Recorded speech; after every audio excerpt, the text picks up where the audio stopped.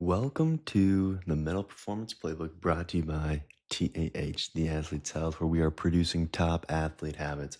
If you are new here, my name is Gabe, and we are breaking down elite mental strategies and delivering them in actionable exercises for our athletes, our student athletes, to implement and apply immediately. So if you're a parent, you're a coach, sit back, take some notes, and go help this out. If you are the student athlete listening in, go use some of this today.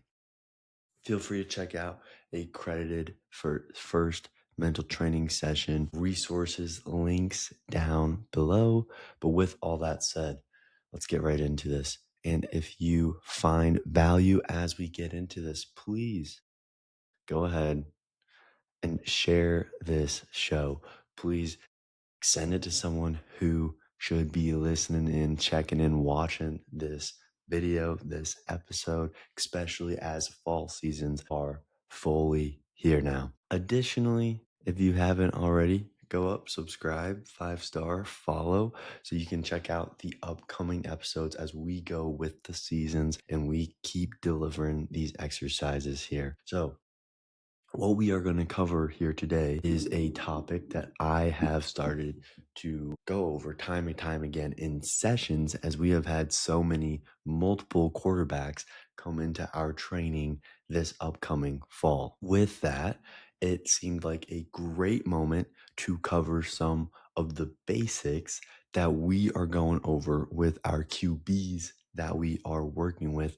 And not only that, but how those basics apply to any and all other aspects of your sports that you're in. I promise you that we learn from this position, we can apply it into so many other positions, especially in fall sport time when so many of these fall sports, and I understand too that different school sizes, different locations, Colorado, Iowa, Utah, all have different seasonalities and when their high school sports are. But the thing to also note with this is that there are similarities within the sport. And a lot of these sports, not all of them, right? I mean, cross country is a sprint the whole time, but a lot of these sports have more specific pauses, right? Volleyball, pausing each set. Football, pausing each play. Golf, the individual stops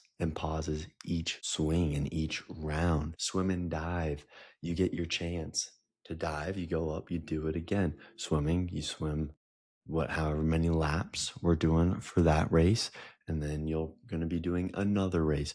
All these have pauses within it, and this is what we are going to cover here today. So the quarterback's curse, it is a great deal, it's amazing, but it's also something that can bog us down and really get to us. So we're going to go into three different ways, three different processes for this, that a quarterback is going to use these exercises, and then also how any of our athletes can use these. So let's get into it. Number one is actually stopping the last play and how we can actually stop the last play. You know, the whistle blows, it's done. Good or bad, whatever happened, actually stopping this last play. Now, that's the question that we need to get into, because not every play rings in our heads, but there are surely some of the plays that we're replaying and putting on repeat at least a few times without us even wanting to. Usually those are bad. I set the whistle blows. When that whistle blows, we can set that as a trigger. So these are just going to be one examples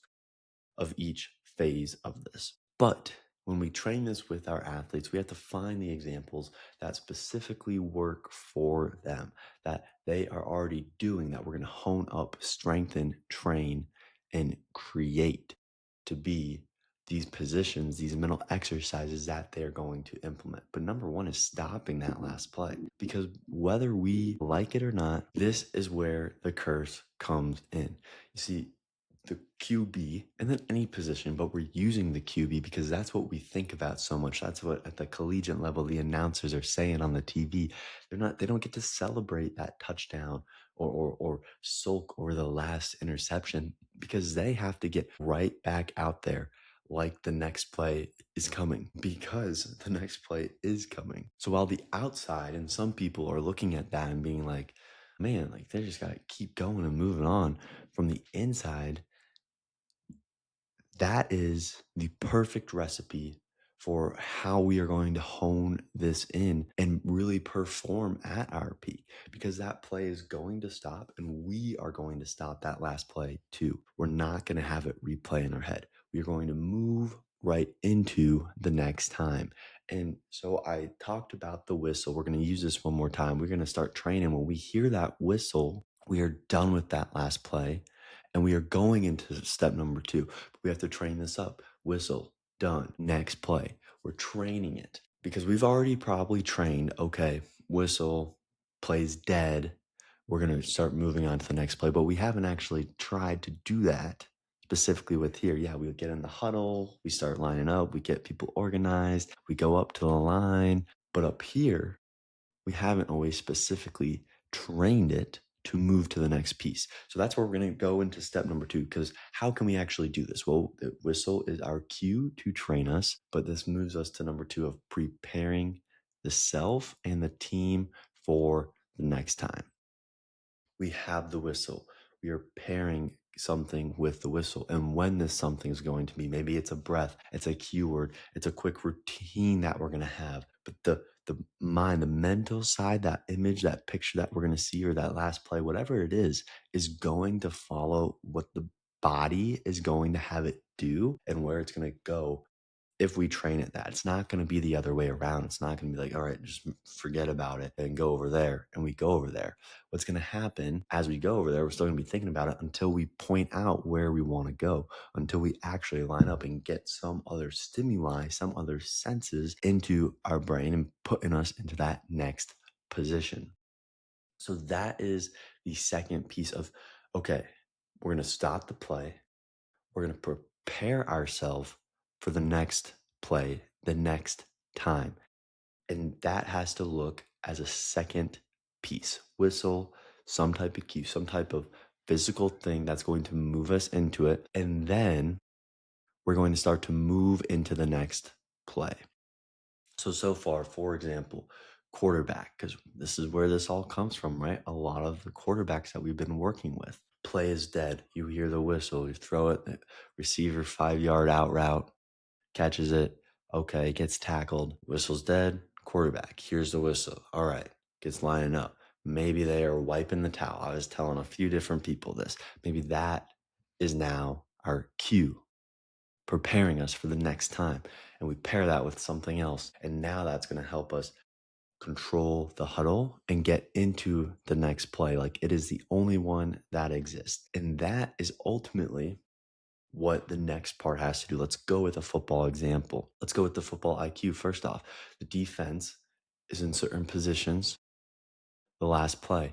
Well, we might use that for some inferencing going into this next play, but ultimately, this next play is the only play that exists, the only play that matters. Because if that play is fumbled, literally, then there is no next play, because then our defense has to come back out. So, what we want to do is go into this next play after we have first whistle, cue the last play, transition into this play with the team, not just for ourselves, but with the team too. And boom, next play, sole focus. Maybe that's only what your position is in that team.